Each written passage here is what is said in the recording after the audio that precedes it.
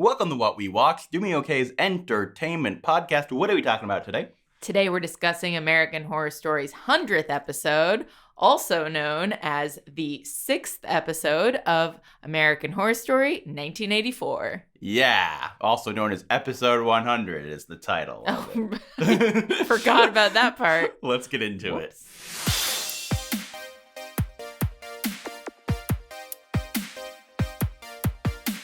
Hi, I'm Dan. I'm Olga.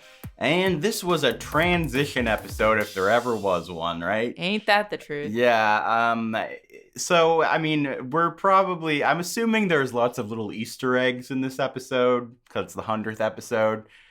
We aren't American Horror Story aficionados. I used to be. I did not read all the wikis in preparation of this. But I will say, as someone who's not picking up on Easter eggs, man, this episode was the worst of the season.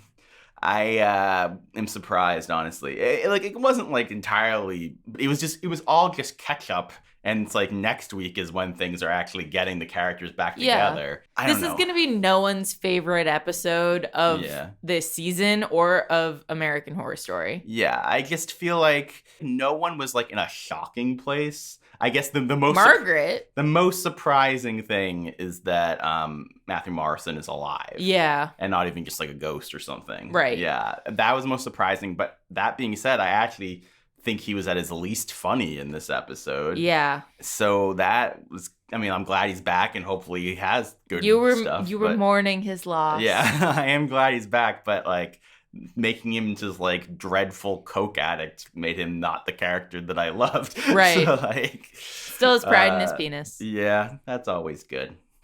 You go, man. I give it one mangled thumbs up. Oh yeah, we didn't call out your mangled thumb. I'll be honest. I'm in a lot of pain. I had a lot of stitches. Don't buy fancy kitchen equipment that isn't actually fancy, folks. It'll make your kitchen look like it was a scene from American Horror Story 1984. Yeah. Bitches get stitches. And so my pain was quite distracting, and this episode was not good enough to dull the pain. Exactly. I was just like, everything hurts, and this is dull. I think the opening sequence with the two killers was probably the most fun part of the episode. Getting that Night Stalker, him running away, and the musical mashup in a way. The tab. Yeah, that was good. I mean, in general, I think Keyblade Boy.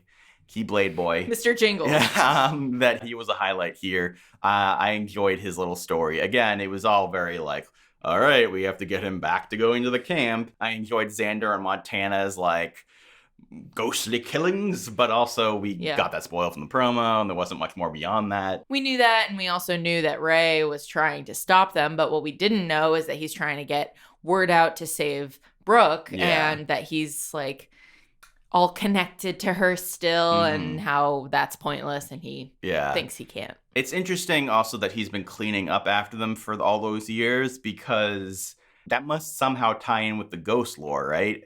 He's trying to hide the fact that people are getting killed there. Right. And I don't know if that also, whatever he does with their bodies, stops them from ending up becoming ghosts. Or maybe they do become ghosts.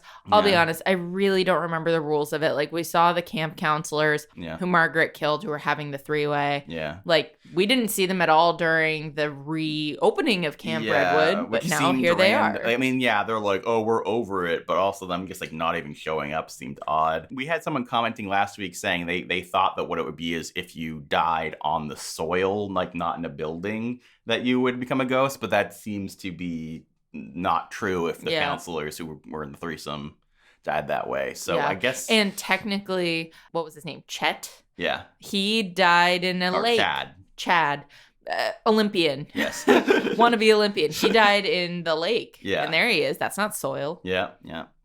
So, interesting stuff. I mean, I'm excited to see them all come back together. Yeah. I personally, having this like stopgap that then has a huge time jump, to me just like completely lowers the stakes. People aren't the people we were excited about. The interactions aren't the same interactions.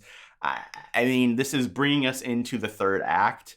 And I guess like certain characters have some new interesting motivations and things. Yeah. But like overall, I'm just like, I don't know. Yeah. Yeah, I would have much preferred to just have it all end at one night or whatever. Yeah. That may have been tricky, but yeah. I'm more interested in that than, fake Rita was the one who saved Brooke. Yeah. And now we have a cameo from Leslie Jordan as Margaret's assistant. Yeah. Like, he is a tie-in between seasons, but I think he Yeah. plays a different character here than he's played in the past. Well, they also called out a bunch of locations, which I was wondering if any of them were Well, like a bunch of them are like, or... they were actually, from the ones I caught, they were like the John Wayne Gacy house, Marilyn Manson, so were none of Lizzie them Borden. Like, none of them were like the hotel from American Horror Story Hotel or anything Hotel like that? Cortez. No, because Hotel takes place later. Yeah. No, I don't think they mentioned the Hotel Cortez. All right. Yeah. Well, if we missed things, let us know. Whoops. Yeah. But just, I don't know. I hope next week gets me back in the excited position, because this was more just like, okay, I'm waiting for next week, basically. I have to say, I'm also not super interested in the premise of it being like, there's going to be a music festival. I kind of like the Billy Idol part. Yeah, of it. no, I do too. Yeah. But that aside, I'm just like, whatever. And it actually is funny that I actually think the Night Stalker plot was maybe my favorite this week. Yeah. Because him being like, it's the end of the 80s. It's the like, I don't want to be irrelevant. Yeah. Yeah, I thought that was kind of fun. And I'm honestly surprised at what they did with Brooke, or the lack of what they did with Brooke. Like, obviously, she's been, in jail all this time. Everybody thinks she's awful and she almost got killed or whatever. But, like, I thought she was going to be, like, unrecognizable. Yeah. Like I mean, obviously I can expect her to still be like more violent, and she's more like flippant and angry or whatever. Yeah. But like, I thought maybe she'd like look slightly different. They do something with like her makeup or her hair or something. Like, she looks slightly gaunt. Yeah. I thought we were gonna see more of a transformation than we seem to have, which I thought was a bit of a bummer, but I did like the executioner reveal thing. I thought that was fun. Yeah. I have to say, like, it's too bad that they're going with the premise of it's the end of the 80s, because in some ways I'm like, if they did a real time jump the way that even killers who lose their appeals, they sit on death row for like a decade or more, and I'm like, okay, fine, it was 5 years, but like, man, if it was long enough that she had to be recast or something like that would feel like a real like reinvigoration. Yeah, but that would be kind of interesting depending on like who they picked. But at the same time, it has the same issue that I was saying, which is like disconnect. If you have that big of a time jump, then it's like I'm watching a whole new season now. I'm like, I suppose, like, but it's not like we connected with Brooke and everyone else would have been, I guess, same. Now as like fun and farcical as it is to like just make everybody awful, basically, besides maybe Ray, who also was kind of a dick, like, what are you rooting for in this finale, especially when death doesn't really mean anything to most of these, especially if they're on the campground. Anyone who dies just becomes a ghost. Yeah. So, like, and then people are coming back to them, the dead from Satan, and so it's I guess it would be for Margaret to get her just desserts. Yeah. For Ray and maybe Nurse Rita to, like, be dead, but have peace. Yeah. And similarly for Jingles, for him to be, like, released from Satan's grasp, but, like, not necessarily go to hell. I think the problem with the Margaret, like, I'm not, like, excited to see Margaret get her comeuppance because, like, everybody sucks. So, like, I'm not, like, it's not like she I guess is the main villain, but, like, she and Money, they're the real Money. Like, she took her villainy and turned it into capitalist villainy. Yeah. Gross. I am just interested to see if, like, what the idea here is, if it is Brooke and Ray and maybe Mr. Jingles teaming up. Ooh.